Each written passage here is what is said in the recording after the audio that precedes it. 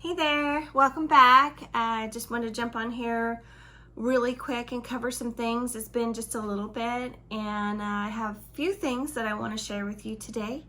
One is going to be how to make your own deodorant. The other one is how to have some seedlings grow.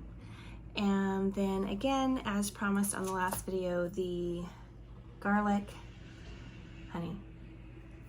Stay tuned.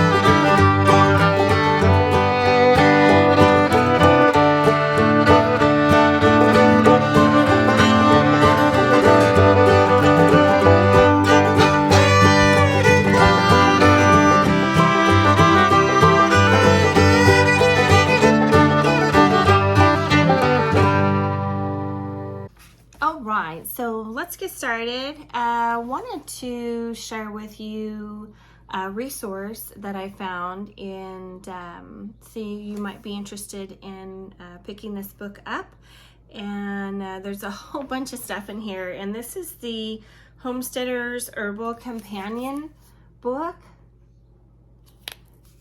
by Amy Fewell. I hope I said her name correctly.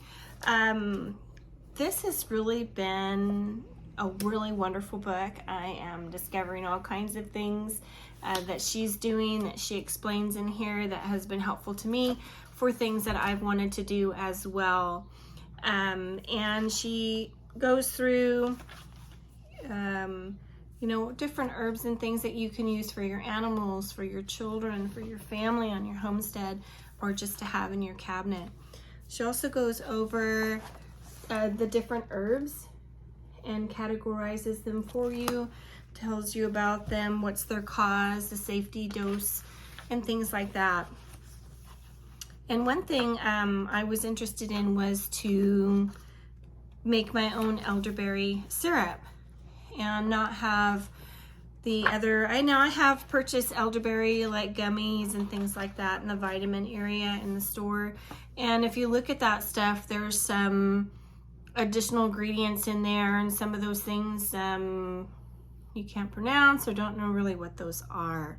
And in this book, she kind of just gives you a recipe, and then you know exactly what's in there, what you're creating and what you're taking and putting in your body. And I will say I was able to create my own elderberry syrup, and I doubled her recipe inside, and I was able to make this much. So these are 8-ounce bottles, and then this is the second one that I have. And I'm also going to make some of the elderberry gummies for my daughter, and I'll probably use this one because it's the lower of the other two. But if that's something you're interested in, again, that recipe is inside her book. The other wonderful thing that I found was on my journey, I've been wanting to create a homemade deodorant for myself. And when I was younger, and sometimes when we put our clothes away for storage or something, and a lot of those t-shirts or something that I would pick out of storage, and when you're looking through those, either to donate or if they're ratty, toss them. And I've noticed that there were look like glitter underneath where your underarm would be on your t-shirt, and especially on the dark colored ones. And I thought, what is that, and why is that? Is it the deodorant didn't get washed out enough? Was it not clean enough in the washer? What is that?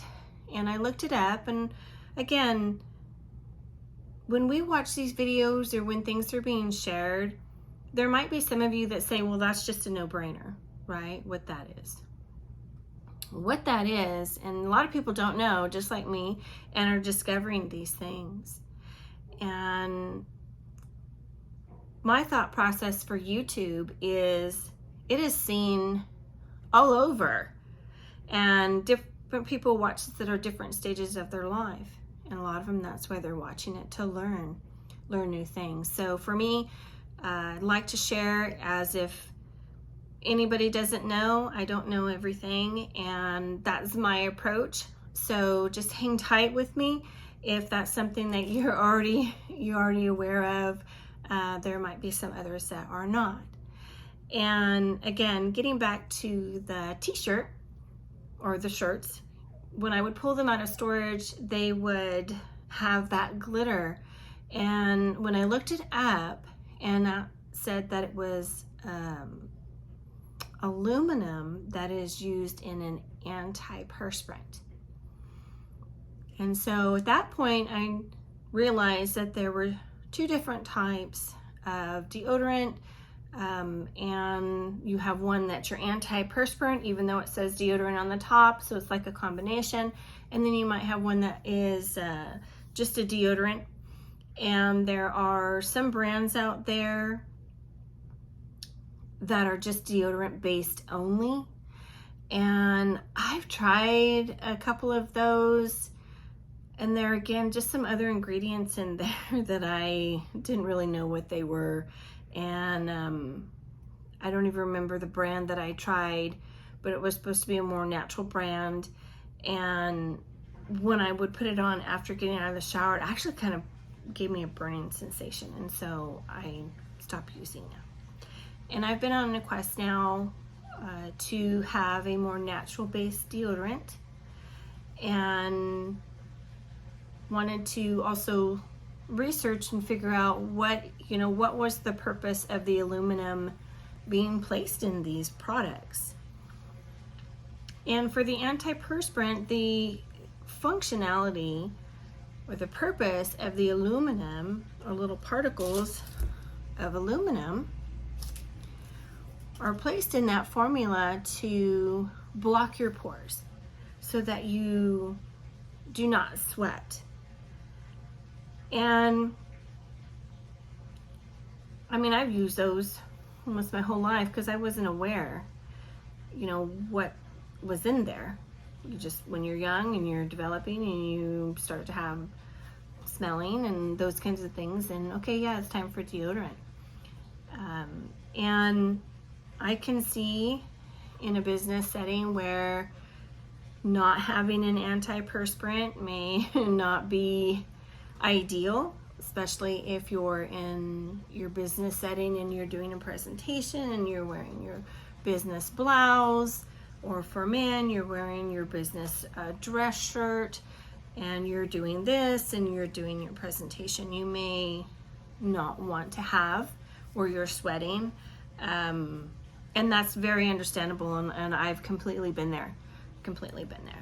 But for me now, and a lot of this stuff stems from that I have a young daughter, and I would like to give her the best natural option possible, and also instill these things with her that we are animals and we are supposed to sweat.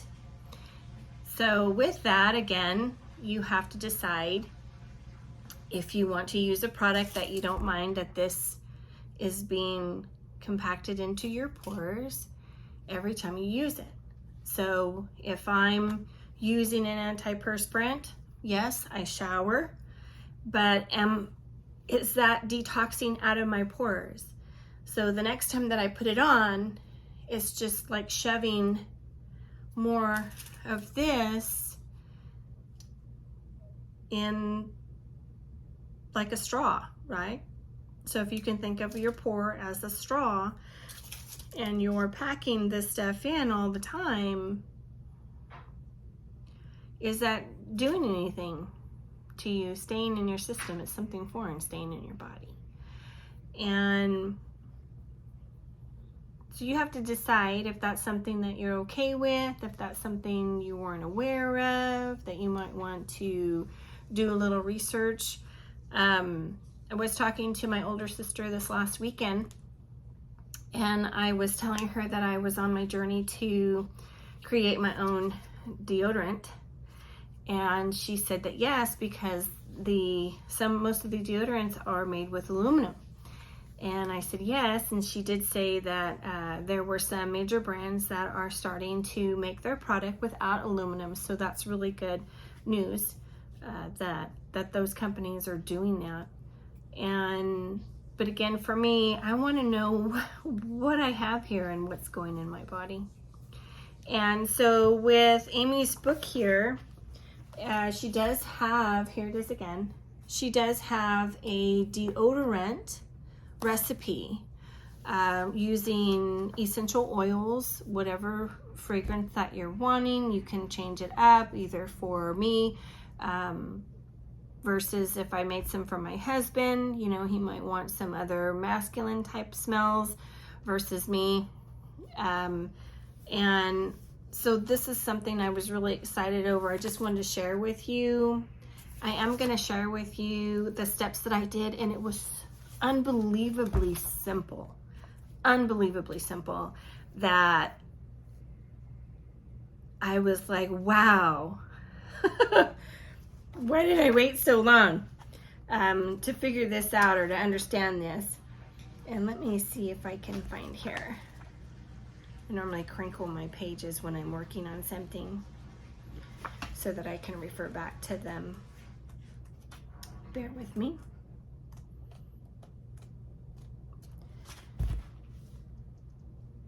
Here it is. Sorry. So she has her recipe here. And what I did on each item that I made out of her book so far, I doubled the recipe because I just wanted to see when I double it, how much was I going to be able to make and get. And again, it just depends on your family size, on what you're gonna do or how much you need. And again, you could always make several batches at a time. So with the elderberry syrup that I made, I was able to get one and almost a full one by doubling the recipe that's inside this book. And the same thing with the deodorant. If you'll notice on hers, she has a lighter beeswax. And I would say that, excuse me, if I was giving these to my family as gifts or something like that, that I would probably use the lighter or the more yellow beeswax. I did utilize what I already had, and that was more of a, I don't know, like a cream color, like a caramel color kind of. And I'll show you the bag in that one too. It almost looks like my color on my wall here, but this is what my color looks like. And I don't mind it because it's just for me, and that's fine. And it does smell really good. It smells so good. It smells like those Andes mint candies, you know, the ones that are chocolate and they have the light green mint in them. Those are so good. Anyway, it smells so good, and I don't mind smelling like an Andes candy. But my husband probably wouldn't mind either. But anyway, so I just want to share that with you. I am going to show you really quickly how to do that. And I just was able to take some screenshots and then a little bit of video on that. And then the second thing that we're going to cover, these things are so simple. And that's what I wanted to share. Because again, if I can do it, anybody can do it. You just have to try. But I'm going to also show you how the outcome of some lemon seeds that I had and how I had gotten them to germinate, and super excited over that, and they're doing so well. And then again, the third thing, we're going to go ahead and cover the garlic honey. and this is what I said on my last video that I put out that we were going to go over, and so I apologize that it's been a little bit longer than what I would have liked, but such is life. Alrighty, so let's go ahead, and again, if you're interested to picking up her book, this is it here, and that's the author. And this, and Amy is I believe she's the founder of the Homesteaders of America.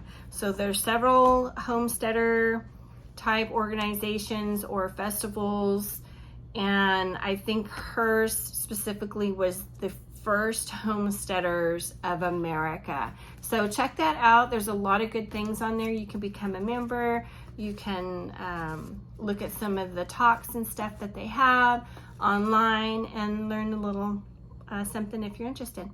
All right, so let's check out and see how we can make our own deodorant, aluminum free, and you have just 3 simple ingredients basically as your base, and then you put your essential oils in there. You also are going to use your vitamin E, and it's going to be just the little gel caps. And what I did is I just poked a hole in the little gel cap, and I was actually able to squeeze out 10 drops out of the 1. So that's pretty good. Okay, let's check it out.